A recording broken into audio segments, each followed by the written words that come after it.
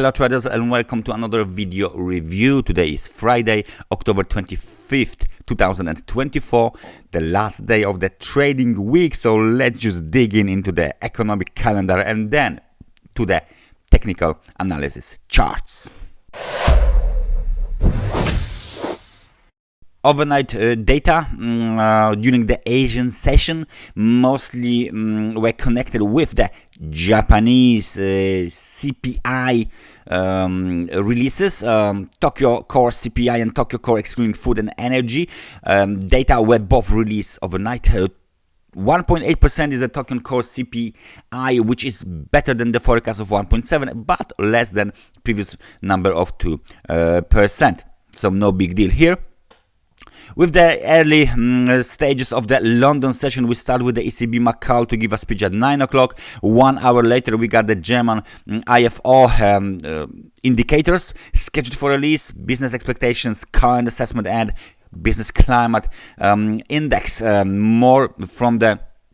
More data from the in form of the core durable goods orders, and durable goods orders are scheduled for release at 2:30 together with the core retail sales, new housing price index, and manufacturing sales. These data are from Canada.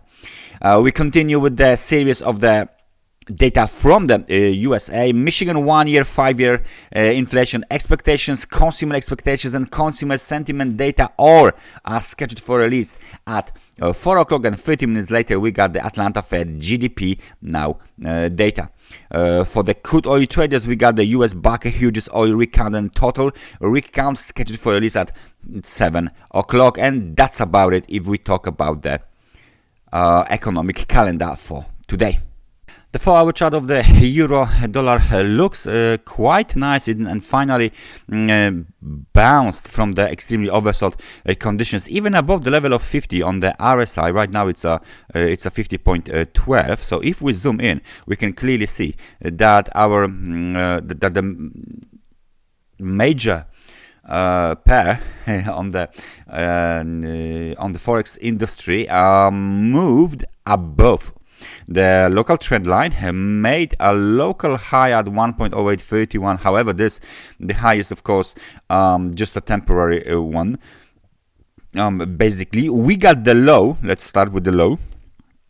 We got the low here, 1.0762. Okay, so that would be technical support. Now we got the bounce, and we hit the technical resistance. This is 1.0826, and now we are going a little bit lower. We're testing the level of 50 on the RSI, and possibly we are going to hit the 1.0805, the technical support level as well. If we break higher, then the next target is located at 1.0893. Let's find out how big is this bounce. Let's find out what is going on here with this bounce, and I guess this is my tool, the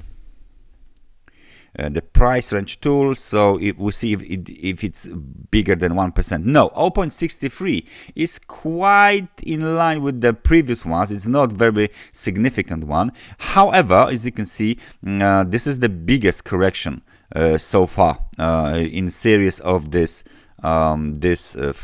three corrections, right? It's 43, 48, 55, and now it's 63.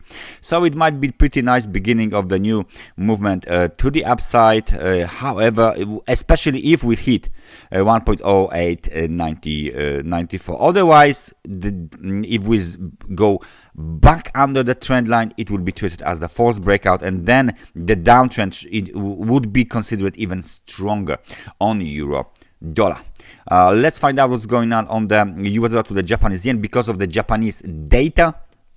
And the 4-hour chart of the US dollar to the Japanese yen is now testing the level of 151.83. Local lows were made at 151.57. We're coming off we came off basically from the extremely overbought conditions. Now the RSI is quite close to the level of 50. However, if we take a look at this situation here, it looks like a classical pullback just towards the nearest technical support. Of course, we got the local low made at the level of 151.47. So if we break below this level here, then the next important technical support is located at 149.61 and 38. Otherwise, the whole situation here still looks very, very bullish despite the recent Japanese data.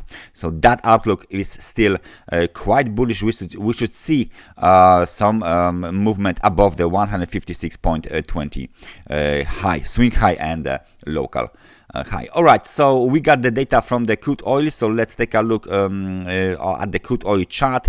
And as you can see, we got this nice breakout above the local trend line. However, we got back here to test it. So if we apply this line like this, it's still fine to have it like this. We got the test, and then there is no new local high made after the test was made.